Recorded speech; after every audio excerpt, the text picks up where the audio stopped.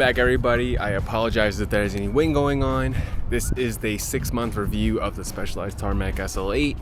Have it right here in front of me, leaned up on this nice mural on the side of the building with the train.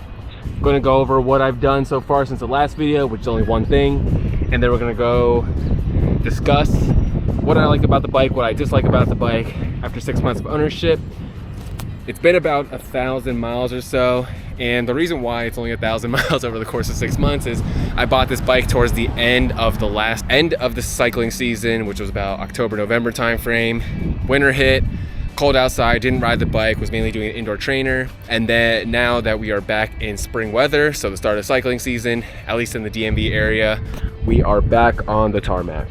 All right, so it ended up being a little bit windier than I expected, so didn't record anything else besides riding footage. So pointing at the bike in its former glory, again, 2024 Tarmac SL8 Expert with a bunch of upgrades. The client close to a pro, still a couple subtle differences.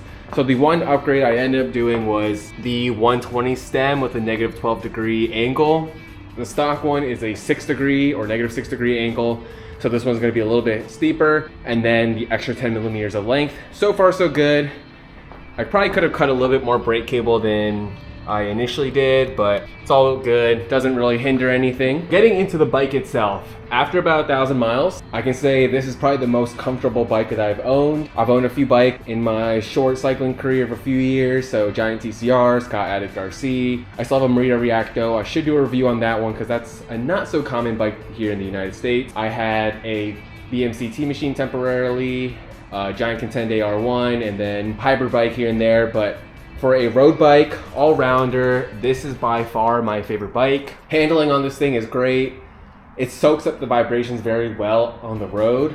I think that's what the thing I didn't like about the TCR the most. It was a very, very stiff bike. This is also stiff, but it's also compliant, where when it goes over some bumps or some imperfections in the road, it soaks it up very, very well where I don't feel it as much.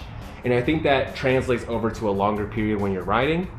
Another thing would be the weight of the bike. Previously, in my last video, I weighed the bike without the bike computer, and then the light, and then obviously the saddlebag.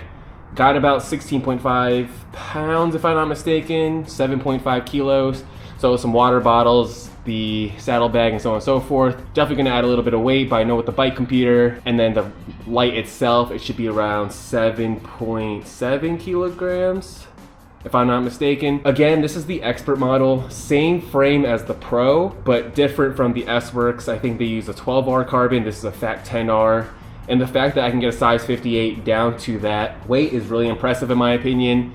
I do have room for weight reduction, and that could be cutting a little more off the stack. So far, I'm comfortable with this. I'm gonna leave it as is. Swapping the shifter and calipers from Rival to Red. I think if I swap the front derailleur down from Rival to Red, it might save 10 or 20 grams, but I don't think that's really worth it. I might get a forced front derailleur still just because I want it to all match. Shifters, I actually don't mind the Rival ones. They feel great. So if I can find a really, really, really cheap set on the D2, I might do a swap. And then of course the cassette, still Rival, still looking for a 1036 Red on sale or a really good deal. I found out those aren't really common. If I do want to upgrade on that, it's gonna cost a bit. So there's weight savings there. Obviously swapping bolts to titanium, minor things here and there, maybe a lighter saddle. But for this build, after selling some parts here and there, upgrading the wheel set, it's still under what a stock retail Tarmac SL8 Expert is, which I think is a fantastic deal. If you can find this bike on sale, swap some parts here and there, make it to your weight, make it to your own, it's great overall. Another thing to go over about this bike is the looks of it. This is a little controversial at the very front. A lot of people like it, a lot of people don't. The speed sniffer area where the head tube protrudes out a little more, as you can see, compared to where the stack and where the steer tube would usually flow through. So on the SL7, it's a little more flush, a little skinnier, and now it's a lot fatter. It does grow on you, so initially I thought it was kind of an kind of situation. When the SL7 was out and I looked at the SL8, I was like, why would anyone really focus on buying an SL8? But after riding it, test riding it, and even have the opportunity to ride an SL7, I will say that this bike is ever so slightly comfortable. It really is pulling hairs right there. So One person might think the SL8 is a little more comfortable, might someone say the SL7 is, but at the end of the day, they're very, very similar in a sense. Besides the skinnier seat stays, the bigger head tube area, I think this is an overall great looking bike. And with the bike industry not being so well right now, Giant and Specialized have noted they have decreased in sales. So you can actually find this bike for a pretty good deal. I would suggest usually looking towards the end of the season. So in my case, bought the 2024 model at the end of the 2024 year, which is usually the previous year, because I know you roughly around March 2025, February, they'll release a 2025 model.